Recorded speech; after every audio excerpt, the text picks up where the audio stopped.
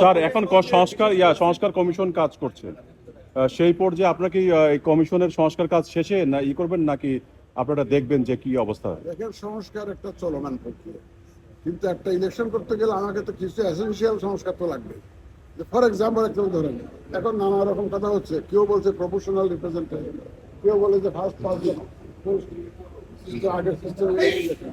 এটা যদি আপনার কনস্টিটিউশনে যদি এটা যদি ফয়সালা না হয়, আমরা ইলেকশনটা করবো কি? এখন ইলেকশন করতে গেলে আমার যে ইয়াঙ্গার জেনারেশন যারা ভোট দেওয়ার জন্য মুখিয়ে আছে বছরের পর বছর, তাদেরকে আমার তো ভোটার লিস্টে আনতে হবে, সুতরাং ভোটার লিস্ট করতে হবে। এবং maybe there will be some reforms needed here and there. কারণ কোথায় কোথায় রিফর্মের দরকার হবে, ইন্টারভেনশন দরকার হবে, সেটা তো আমরা রেডিলি পাবো ইনশাল্লাহ, যেহেতু রিফর্মস কমিশন কাজ করছে ইলেকশন কমিশনকে রিফর্ম করার জন্য।